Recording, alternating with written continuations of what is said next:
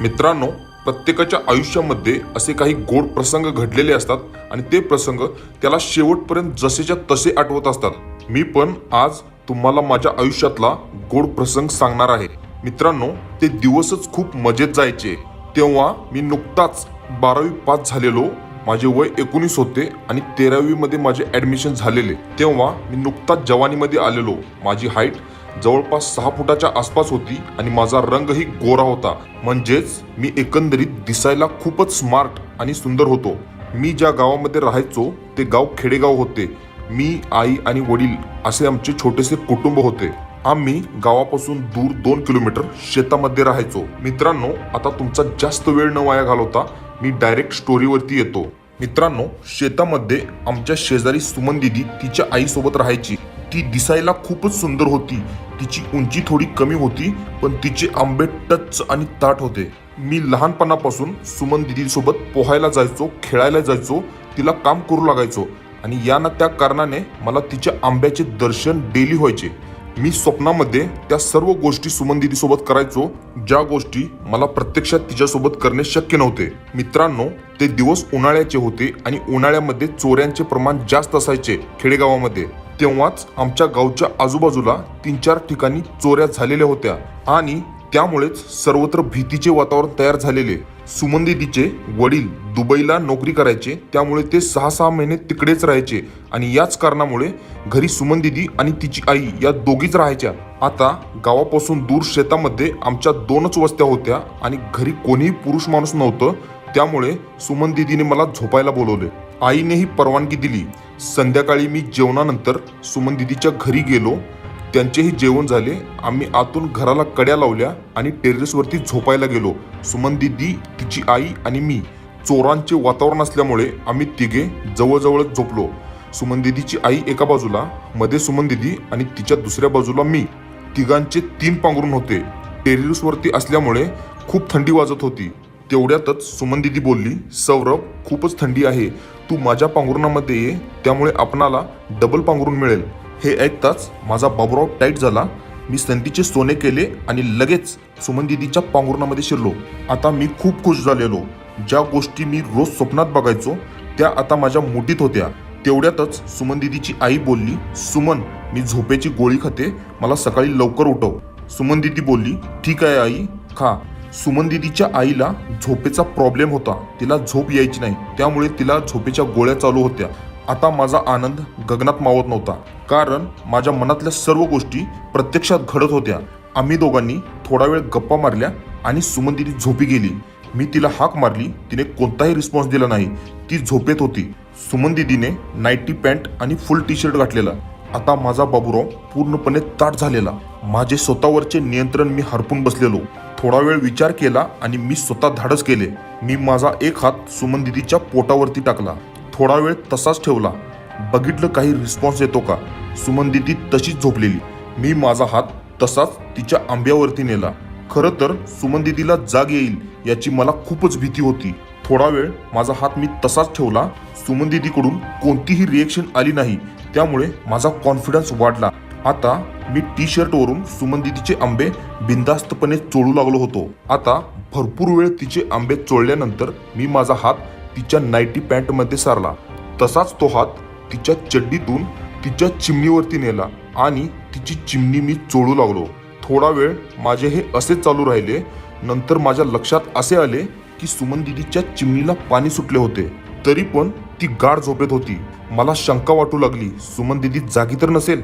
आता मी माझे मधले बोट तिच्या चिमणीच्या आतमध्ये सारले आणि आत बाहेर करू लागलो।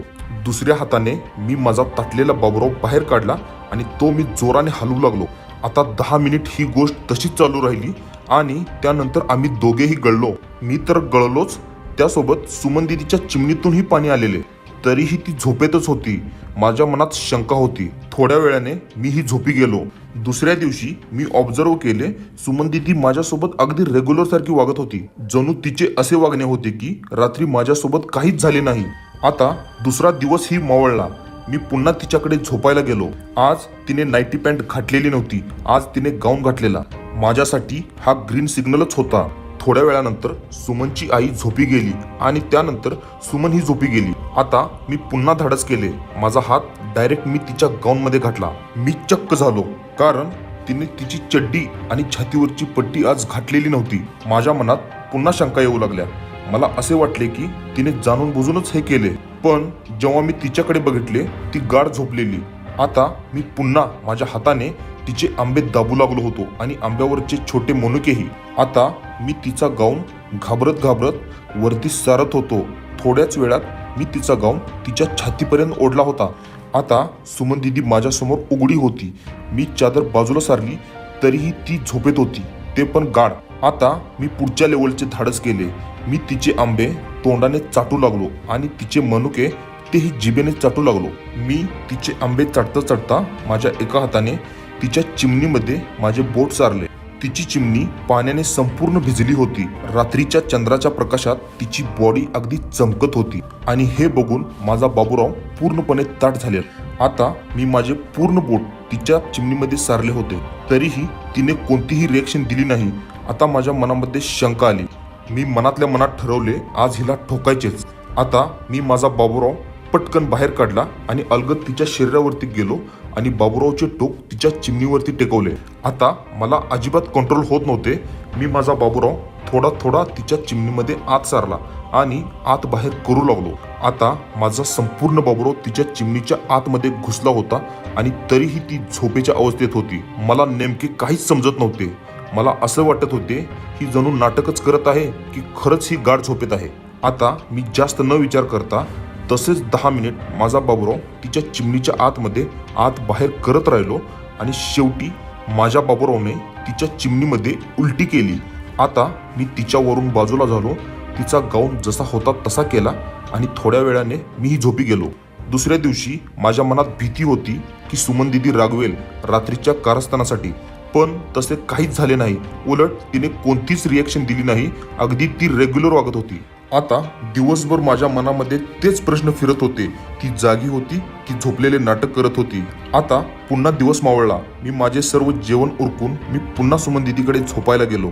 आज मी पक्के ठरवलेले तिचे नाटक समोर आणायचे.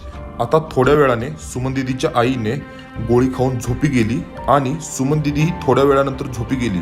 मी पुन्हा धाडस केले आणि माझ्या हाताने तिचा गाऊन संपूर्ण छातीवरती केला.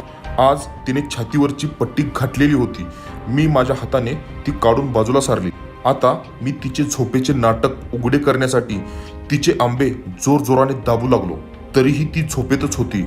आता मी तिच्या आंब्यावरचे मनुके दाताने चाटू लागलो.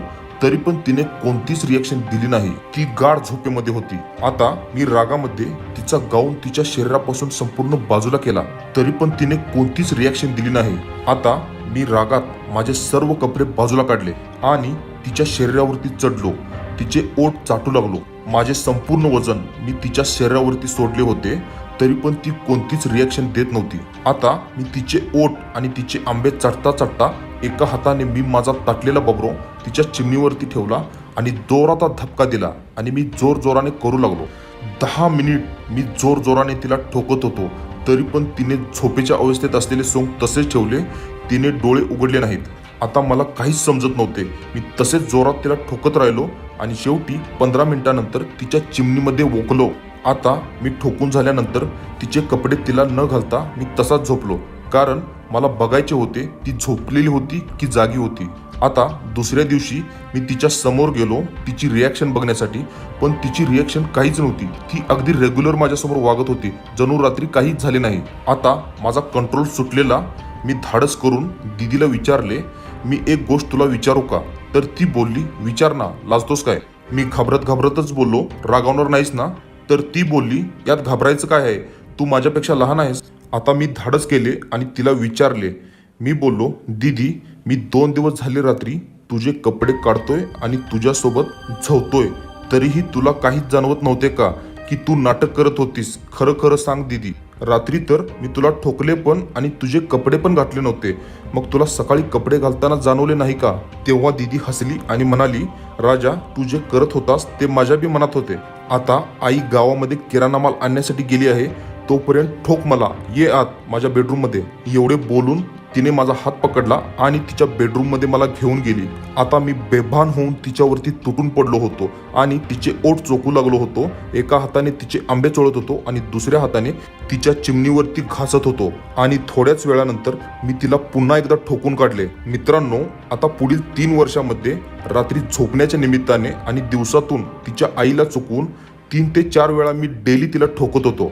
मित्रांनो, आज माझे लग्नही झाले आहे आणि मला 2 मुलेही आहेत. तरी पण कधी कधी एकांतामध्ये जुन्या गोष्टी आठवल्या की मनामध्ये समाधानही होते आणि काही गोष्टींची उणीवही भासते. सुमन दीदीचेही लग्न झाले आहे आणि तिला मुलेही आहेत. तरी पण जेव्हा आम्हाला आठवण येते तेव्हा आम्ही मनसोक्त फोनवरती बोलतो आणि जेव्हा जेव्हा संधी मिळेल तेव्हा आम्ही भेटतोही. मित्रांनो, बाकी तुम्हाला माझ्या जीवनातली ही घटना कशी वाटली हे मला कमेंटमध्ये कळवा. व्हिडिओ जर आवडला असेल तर व्हिडिओला लाईक करा आणि अशाच प्रकारच्या नवनवीन व्हिडिओसाठी चॅनलला सबस्क्राईब करा आणि समोरची बेल आयकॉन दाबा.